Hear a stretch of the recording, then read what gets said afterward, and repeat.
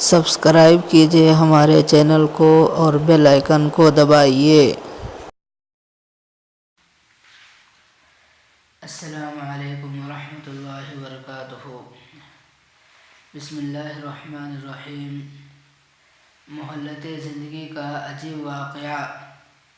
مہلت زندگی کو سمجھنے کے لیے ایک واقعہ کتابوں میں لکھا ہے۔ ایک بادشاہ کا باغ تھا اور اس باغ کے کئی حصے تھے اور ہر حصے میں پھل لگے ہوئے ہوتے۔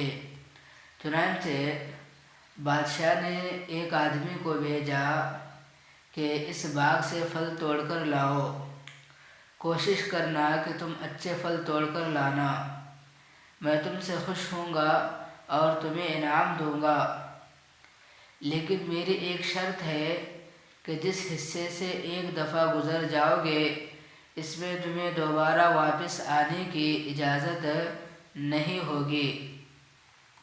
چنانچہ اس آدمی نے ٹوکری ہاتھ میں لی اور باغ میں داخل ہوا۔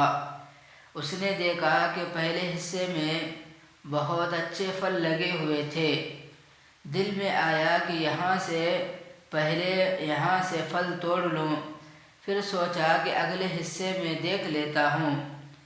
جب اگلے حصے میں داخل ہوا تو دیکھا کہ وہاں بہت اچھے پھل لگے ہوئے ہیں۔ دل میں خیال آیا کہ یہاں سے پھل توڑ لوں، پھر سوچا کہ اگلے حصے میں جا کر توڑ لوں گا، ہو سکتا ہے وہاں اور بہتر ہو۔ جب وہاں جا کر دیکھا تو اور بہتر پھل لگے ہوئے تھے۔ دل میں خیال آیا کہ یہاں سے پھل توڑ لوں، پھر سوچنے لگا کہ نہیں، میں اپنی ٹوکری میں سب سے بہترین پھل لے کر جاؤں گا، اس لیے اگلے حصے میں دیکھتا ہوں۔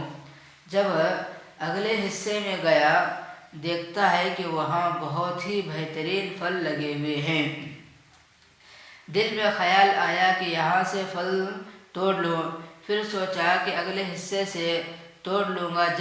جب آخری حصے میں داخل ہوا تو دیکھا کہ اس حصے کے درختوں پر پھل نہیں لگے ہوئے تھے۔ وہاں رونے لگا، یعنی کھڑے ہو کر رونے لگا اور کہنے لگا، کاش مجھے پتا ہوتا تو میں پہلے حصوں میں سے پھل توڑ لیتا، آج میری ٹوکری خالی نہ ہوتی۔ اے انسان، تیری زندگی کی مثال ایسی ہی ہے۔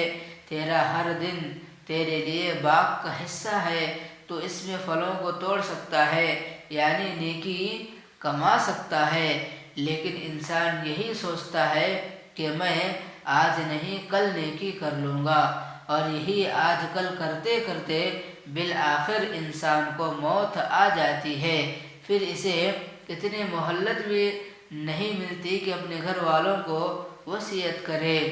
موت آ جاتی ہے تو نہ ایک لمحہ آگے ہوتی ہے نہ ایک لمحہ پیچھے ہوتی ہے۔